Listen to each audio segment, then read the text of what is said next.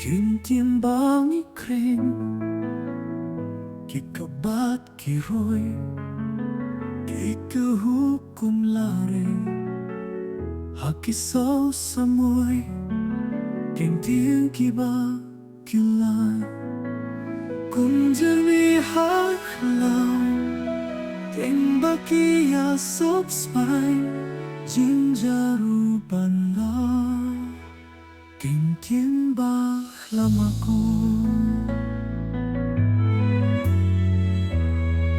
Hasunok ni than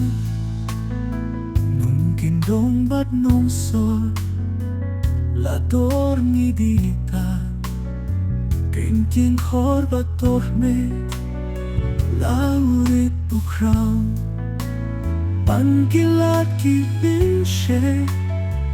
Jing ma jing mình sao Tên tiên bên trôi bên xa Kỳ tôi không uống sao Vì sự xiên đó là Tăng dinh sniu kỳ bộ Kinh tiên trả đi chào Cùng dinh khó là bùn Kỳ bê sầm nốt kiêu Hà đô lưu kiêu Kim ti hok ki ba singgu Da jing dit ba xiao Ha do lut ki sa indu Tên ray ka long rim Kim kim ki ba linh ho Jing mut ki ba ya Kham jam yao san go Sha la vei ki ba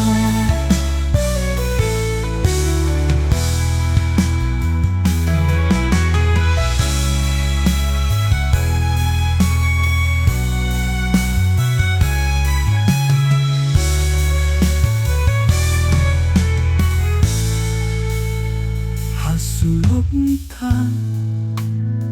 Nung kindong bat nong so La dor ni dita Kinh thiên khor bat tor men La urit bukraw Man kilat ki bin she Jing ma chi mình sao Kinh thiên bên trôi bên xa Kỳ tôi cũng uống sao Vì sự xiên ba là Tăng dinh sniu kỳ bộ Kinh tiên trả lý trao Cùng dinh hôn nạc bù Kỳ bê sầm lô kiêu Hà tô nụ kiêu Kinh tia hốc kỳ bá su Da jing di ba xiao Ha do nu ki sa indu Tình rai ka long me Tình ki ki ba linh ko Jing mu ki ba ya Kham jang yao sang go Sha la vei ki ba Kun rai ka long riu